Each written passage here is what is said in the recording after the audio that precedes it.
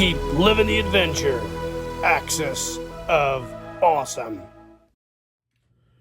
What is up, adventurers? Welcome to another What's in the Shop.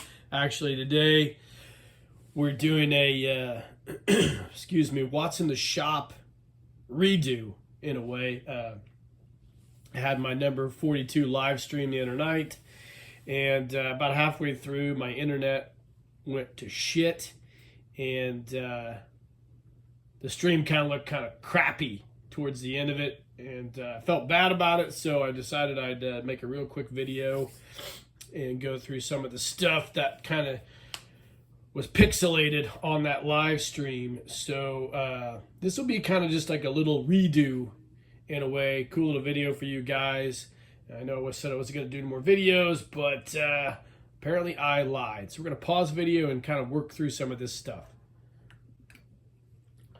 All right, gang, welcome back. So first off, any Conan the Barbarian fans out there, if you are, definitely check out this Savage Sword of Conan by Titan Comics. They have the license now to do Conan books, and they're killing it. They have a regular Conan series, but I am a big fan of, and always been a big fan of, the Savage Sword of Conan stories. It's in black and white like the classic ones from the 80s, and they're amazing. They're on issue number 4 right now, I believe, and definitely worth checking out. It's awesome. Just awesome stuff. I'm so glad Marvel Comics doesn't have it anymore, because Marvel Disney is just a complete shit show, and this is dope. So definitely check that out. Moving on. I recently waited out this Flash Gordon series figures from NECA Toys. This originally, I believe, was around $80, and I waited probably 2 years for this thing to go on clearance. It's based on the original Flash Gordon movie from the 1980s. Not exactly, because he didn't have the license at the time, but it's kind of an homage to that. The reason it was on clearance because the flap was torn off, and I found it one day. I waited it out. It was like $30, and it was 80. Then it went down to 30, and then it finally went down to $18.75. So excited to get this. I'll probably do a reviews day for this, but good things come to those that wait. So really excited to add this to my collection. Next up, I picked up a few of the new Masters of the Universe figures, the Origins line. The first one being Cyclone.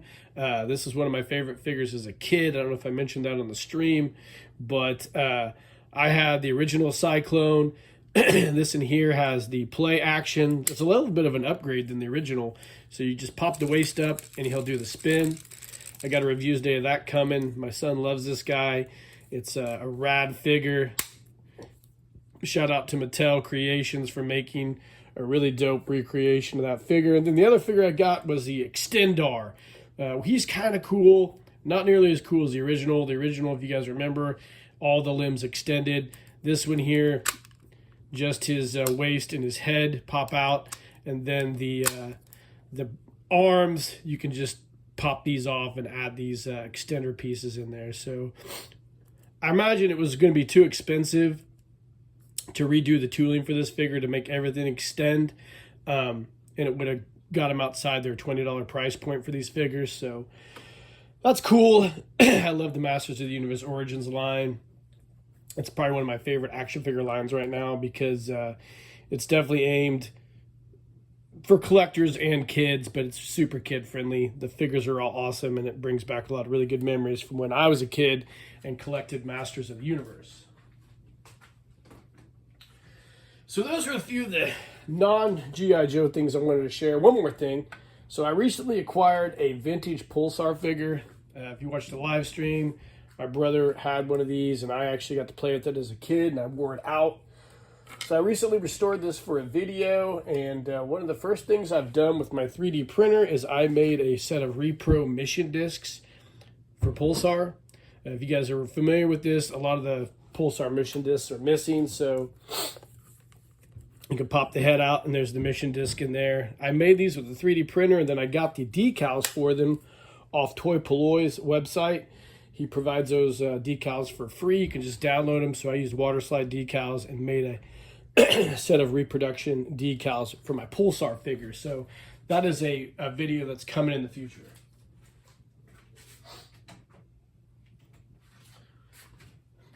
We got our Super Joe from the Super Joe Revitalized series. I was talking about it on the live stream as well. You guys, if you're familiar with some of my videos, I did a video on how I made this body. It's a Frank and Joe body with a White Elephant Toys head. It's got the Buzz Lightyear space armor belt that I repainted and put a Super Joe decal on, some vintage G.I. Joe boots, and this really unique Luca Benica's jumpsuit. This figure turned out great. Can't wait to use him in a future photo story. So I just wanted to share this guy with you. I know some of you guys have seen him on some shorts, and then again in that video, Revitalized. Super dope figure.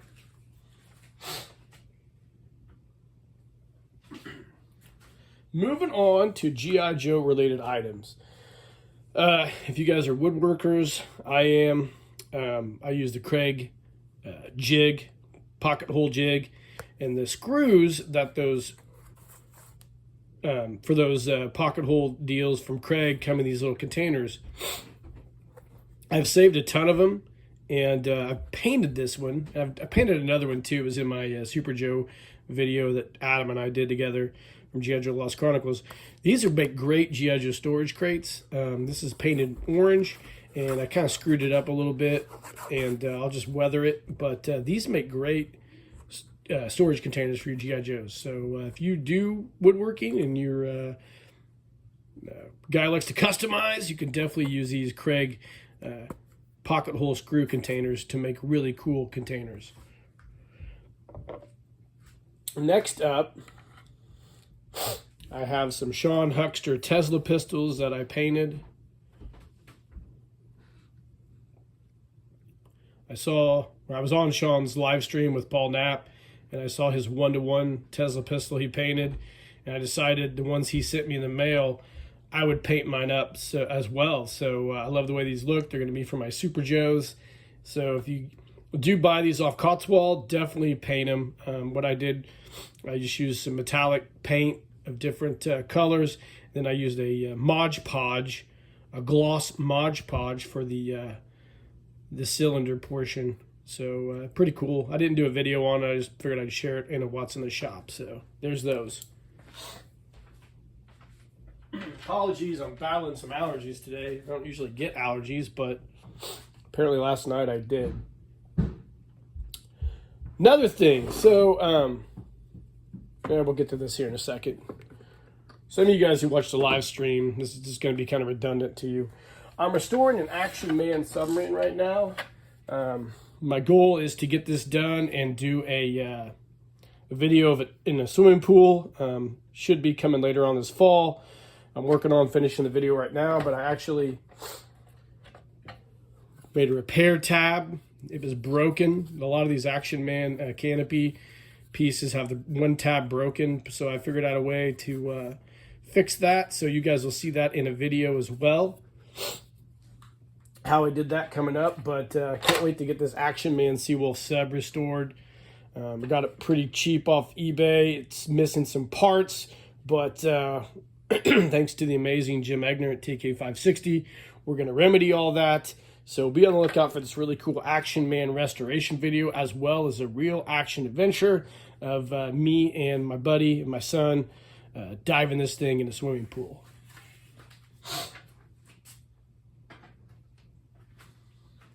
All right. I just acquired this cool foot locker off of eBay for fairly cheap, actually. I was happy. And what I'm going to do is I'm going to take all the decals and whatnot off of it, and I'm going to do a Mike Power locker from Art Lab.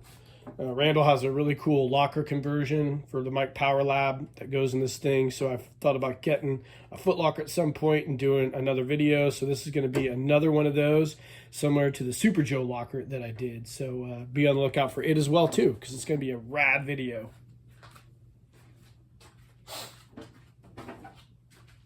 let's see. So then I had this print.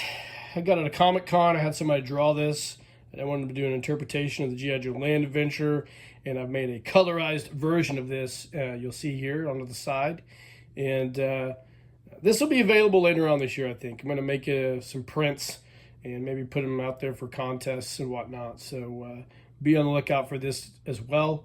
More details to follow.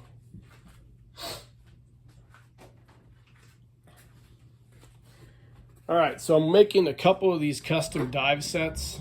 So what the goal is, my mom's currently working on a dive outfit, or a dive, instead of dive, whatever the hell it's called, dive suit.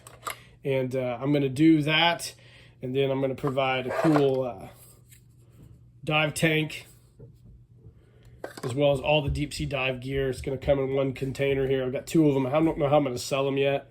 I don't really want to sell them on eBay, but we'll see. I might just make them available. People can get a hold of me and see if they want to buy it. I don't know, but I'm trying to get these finished up. It's been something I've been working on for almost a whole year. So yeah, it's just one of those things, right? So we're gonna pause the video and come back and talk about the meaty things that we had for this live stream. That is the G.I. Joe outfits I've recently had sewn. So stay tuned. All right, gang, welcome back. So what I really wanted to share is the new outfits that I've got for Skunkworks Studios.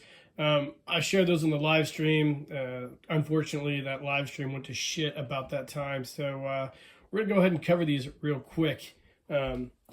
Not any particular order. So first off, I've got a couple of these basic Explorer outfits that I've kind of designed. You can see three right here.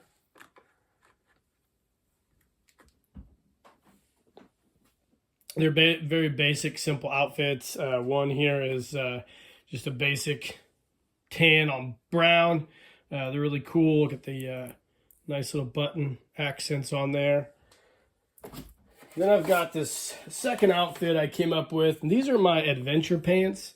So they're just a standard set of pants with reinforced knees.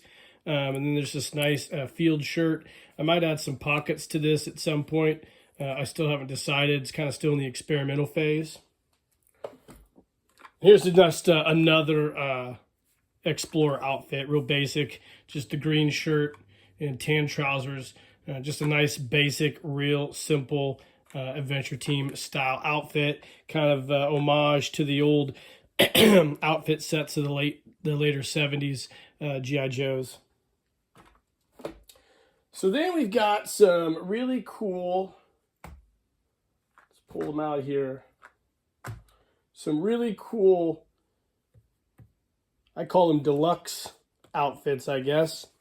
They are basically, I took a 21st Century Toys BDU set, took it apart, then made patterns, and that's what these are based on.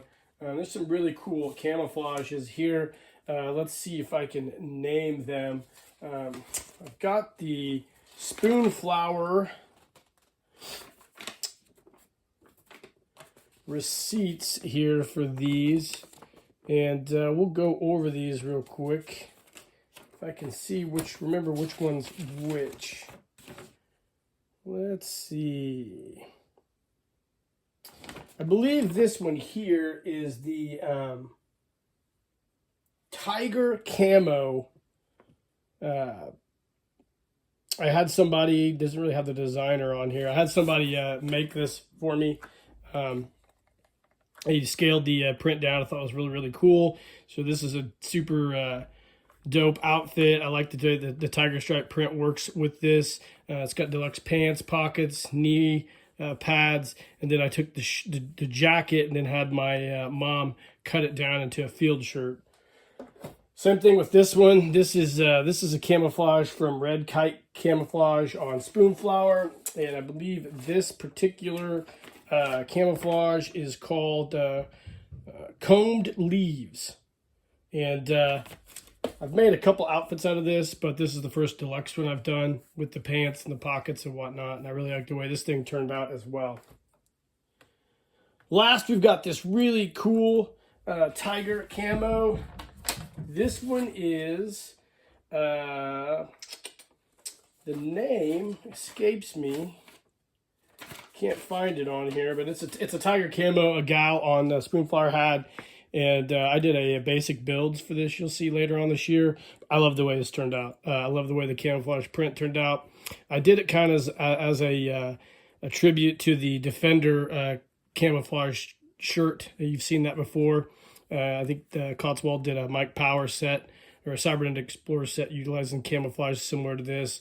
But I love the way this thing turned out. This is awesome. It looks great on this Eagle Eye Joe. I also went ahead and added a new field shirt to my Rhodesian Bush War camo for my Action Man. Really like the way this thing turned out. I believe Rick Rayner got this, had this camouflage pattern on Spoonflower. Love the Rhodesian camouflage. It's become popular. I think Cotswold has a Rhodesian set now as well. Let's see what else. Okay, so then I have this chocolate chip camouflage print. You guys are probably used to seeing it in desert camo, but this is an OD green version. I think it's really, really cool. I got this and decided to make a really cool set of BDUs out of it. It turned out really, really well. I believe the name of it is Chocolate Chip Woodland. It's from Red Kite Camouflage.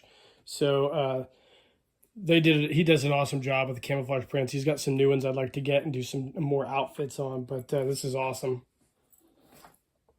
Okay, and then last, I decided to make a G.I. Joe Tiger Force set of BDUs for my adventure team, inspired by Recondo. He has the Tiger Force pants and the dark shirt, similar to the classified figure. This is something I've got a few different versions of, but I got the deluxe pants, and I'm probably going to work on trying to get a rig made, like a holster rig. I think Corrigan Holsters makes one, so I might reach out to Murray and see if he can make me one for this outfit. But I really like the way this thing turned out as well. And then last, we've got our Overland Explorer outfit. So I've made several, have had several of these made. It's my mom's own design. It's proprietary to her.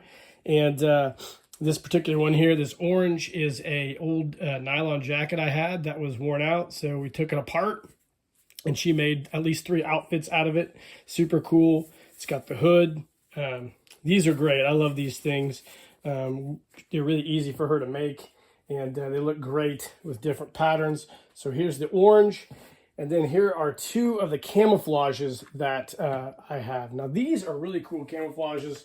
The first one here is a one from a gal on Spoonflower. I had her shrink the pattern down, and I really, really like the way it turned out.